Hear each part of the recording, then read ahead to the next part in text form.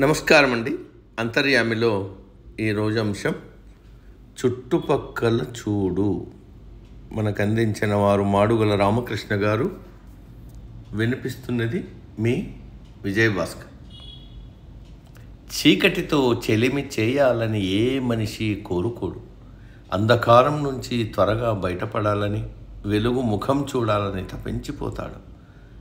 ఉదయ కిరణాల కోసం నిరీక్షిస్తాడు. అవి రాగానే సంబరపడతాడు.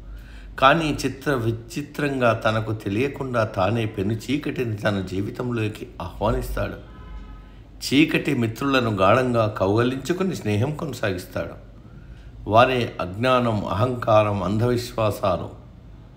వారి కౌగిలిలో తన జీవితం నలిగిపోతోందని తెలియని స్థితిలో కొట్టుమిట్టాడుతాడు. రంగుటద్దాలు ధరించి లోకాన్ని చూస్తాడు. రంగురంగుల లోకమే నిజమైన ప్రపంచమని భ్రమిస్తాడు.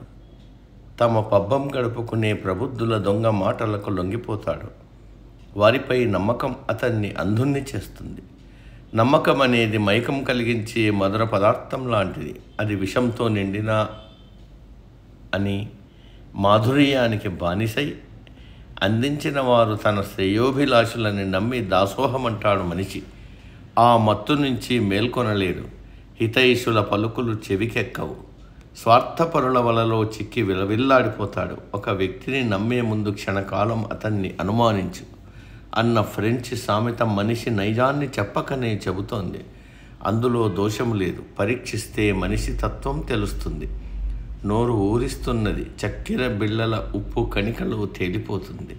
కన్నవారిపై, అనుకున్న వారిపై ఎంత ప్రేమ ఉన్నా కొన్ని సందర్భాలలో వారి పట్ల సందేహ భావనతో ప్రవర్తించడం బంగారానికి పరీక్ష లాంటిదే. నలుగురితో నారాయణనే సామెత నిజమే. అయినా గొరెదాటు ప్రవర్తనకు చుక్కపెట్టక తప్పదు. నమ్మించి వంచే ఆషాఢభూతులపై దృష్టి నిలిపి నిలువరించకపోతే నష్టం తప్పదు. హద్దు దాటిన ప్రేమ మనిషి నమ్మకాన్ని వమ్ము చేయకూడదు. పిల్లలపై అభిమాన వాత్సల్యాలు సహజం. అందించిన సంపదను సద్వినియోగిస్తున్నారా లేక తప్పుదారిన ఎంచుకున్నారా అని పరిశీలించడము అత్యావశ్యకం. అతిగా నమ్మి సంపదను ముందే మూటగట్టిస్తే స్థితిగతులు మారి కన్నవారు ఆశ్రమాల పాలయ్యే ప్రమాదం ఉంది. దాణా చూపించి గుర్రాన్ని పరిగెత్తించాలి కానీ దాన్ని ముందే నోటికందిస్తే అది మొరాయించక మానదు. నమ్మిన వాళ్ళు నా అనుకున్న వాళ్ళే చుట్టూ కందకాలు తవ్వుతారు. అవి గమనించక చేయందిస్తే మనల్నే గోతిలో పడేస్తారు. నీ శత్రువు ఎక్కడో లేడు, నీ పక్కనే ఉన్నాడు అన్న రూజ్వెల్ట్ మాటలు అక్షర సత్యాలు. అసూయతో, స్వార్థంతో కల్లిబొల్లి మాటలు చెప్పి బంధుమిత్రుల మధ్య వైరాన్ని కల్పించే స్వార్థపరులు, మన ఉన్నతిని సహించలేక వక్ర మార్గంలోకి మళ్లించే అసూయపరులు, తీయటి పలుకులతో వెన్నుపోటు పొడిచే మొసగాళ్లను ఒళ్లంతా కళ్ళు చేసుకుని గమనించాలి. మెరుస్తూ మురిపించే రంగులు వెలిసిపోయినప్పుడు అసలు రంగు బయటపడుతుంది.